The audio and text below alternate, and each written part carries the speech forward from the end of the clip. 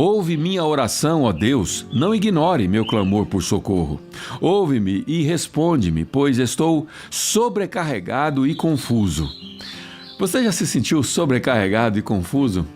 Quando muitas coisas vêm sobre as nossas vidas, quando muitas coisas acontecem ao mesmo tempo e as lutas começam a se acumular, nós muitas vezes nos sentimos sobrecarregados, cansados e confusos, porque a nossa mente cansada gera em nós confusão. Cuidado com as confusões da nossa mente. Ouve-me e responde-me. Meus inimigos gritam contra mim e fazem ameaças perversas. Sobre mim trazem desgraças e me perseguem furiosamente. Dentro do peito meu coração acelera, o terror da morte se apodera de mim. Sou tomado de medo e pânico e não consigo parar de tremer. Quem dera se eu tivesse asas como a pomba, voaria para longe e encontraria descanso. Cansado, sobrecarregado, a mente confusa, o primeiro pensamento que essas pessoas têm é desistir. Mas desistir nunca deve ser uma escolha disponível na sua mesa. Você nunca deve contar com essa opção em momentos onde as lutas no seu casamento vêm sobre você, em momentos onde as lutas nos seus relacionamentos, seja eles conjugal, familiar, no trabalho. Desistir não deve ser a opção. A primeira opção precisa ser buscar a Deus, buscar conselhos. A Bíblia fala que há sabedoria em meio aos conselheiros. Quem busca conselho, busca sabedoria, e não quer dizer que você precisa seguir todos os conselhos, porque pessoas têm conselhos diferentes uma das outras. Mas quer dizer que na multidão de conselheiros há sabedoria, ou seja, na grande quantidade de conselhos há sabedoria. E Davi então prossegue nesse salmo, dizendo assim no versículo 7, sim, fugiria para bem longe, para o sossego do deserto. Sim, eu me apressaria em escapar, para um lugar distante do vendaval e da tempestade. Confunde-os, Senhor, e frustra seus planos, pois vejo violência e conflito na cidade. Dia e noite os muros são guardados de invasores, mas a perversidade e a maldade estão do lado de dentro. Tudo está desmoronando, ameaça e engano correm soltos pela rua. Não é meu inimigo que me insulta, se fosse eu poderia suportar. Não são meus adversários que se levantam contra mim, deles eu poderia me esconder. Antes é você, meu igual, meu companheiro e amigo chegado. Como era agradável a comunhão que desfrutávamos quando acompanhávamos a multidão à casa de Deus. Que a morte acompanhe meus inimigos de surpresa, que desçam vivos à sepultura, pois a maldade mora dentro deles. Eu, porém, invocarei a Deus, e o Senhor me livrará. Pela manhã, ao meio-dia e à noite, clamo angustiado, e Ele ouve a minha voz. Ele me resgata e me mantém salvo na batalha, embora muitos ainda estejam contra mim. Deus que governa desde a eternidade me ouve e lhe dará o que merece. É um salmo longo, um salmo de 23 versículos, vamos concluir para a gente poder adiantar. Pois meus inimigos não querem mudar sua conduta, eles não temem a Deus. Quanto ao meu companheiro, ele traiu seus amigos e não cumpriu suas promessas. Sua fala é macia como manteiga, mas em seu coração há guerra. Suas palavras são suaves como azeite, mas na verdade são punhais. Entregue suas aflições ao Senhor e Ele cuidará de você. Jamais permitirá que o justo tropece e caia.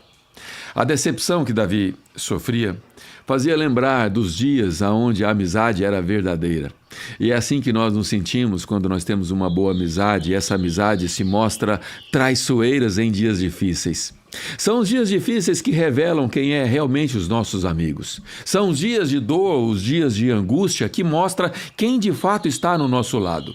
Nos dias bons, nos dias de alegria, nos dias onde tudo está bem, tudo está com alegria, com contentamento, com comemorações, existem muitos amigos. Muitos se aproximam aproximam. Muitos aproximam do homem generoso. Muitos se aproximam com o intuito de bajular, com o intuito de agradar, com o intuito de se fazer presente nos dias assim. Mas é nos dias de tristeza. Como Jó, naqueles dias onde ele não tinha mais nada. Perdeu tudo, perdeu inclusive a sua saúde. Eram os seus amigos mais chegados que ficaram com ele. Os amigos, os bajuladores, esses são os primeiros a sair do barco. São os ratos que pulam quando o navio está naufragando. Mas os amigos verdadeiros, os amigos que superam as dificuldades, os amigos que atravessam do nosso lado, não importa a situação, esses precisam ser valorizados e honrados. Mas embora, mesmo em momentos assim, onde aparecem os verdadeiros amigos, muitas vezes nós podemos viver decepções, até mesmo com eles. E em momentos onde as decepções, elas vêm sobre as nossas vidas, nós precisamos lembrar que nós temos um amigo que é o verdadeiro amigo. Amigo verdadeiro, que é como ele é chamado na Bíblia. E esse amigo é Cristo. É Jesus, é o ungido de Deus. Ele prometeu que estaria do nosso lado todos os dias e Ele está. Ele está aqui agora, nesse momento, entre eu e você, porque Ele disse que onde estivesse 2 ou 3 reunidos, e nós somos mais que 2 ou 3, Ele estaria presente. Mas Ele estaria presente não apenas em torno de uma comunhão de pessoas, mas Ele estaria conosco todos os dias, de maneira individual. Quando você olha para Ele e você ouve a sua voz e você tem um relacionamento com Ele, você entende o que é uma amizade de verdade. Uma amizade que não se acaba, não importa qual seja o momento. Mesmo se você errou, Ele está presente. Mesmo se você acertou, Ele está se alegrando com você. Jesus é o nosso amigo verdadeiro, o qual nunca, jamais vai nos desapontar. E ter a convicção dessa amizade e a certeza que Ele sempre estará conosco nos ajuda a sustentar a nossa esperança, que é a última que deve morrer. Na verdade, a esperança nunca deve morrer. A esperança precisa estar viva e Jesus nos ajuda nesse processo. No versículo 23, ele continua dizendo assim: Tu, porém, ó Deus, lançarás os perversos no abismo da destruição. Assassinos e mentirosos morrerão ainda jovens, mas eu sempre confiarei em Ti. ênfase no sempre. Sempre. Confiar em Deus sempre. Não apenas quando tudo vai bem, mas sempre. Não apenas quando as coisas acontecem de acordo com o que nós queremos. Não, sempre. Você precisa aprender a desenvolver. Isso não é uma coisa que você aprende do dia para a noite. Você aprende como Davi aprendeu. Em meio às lutas, às adversidades, em meio às decepções, às traições, como nós aprendemos ontem, em meio às situações diversas que nós passamos, nós precisamos considerar Deus em nossos caminhos e aprender sempre a confiar nele.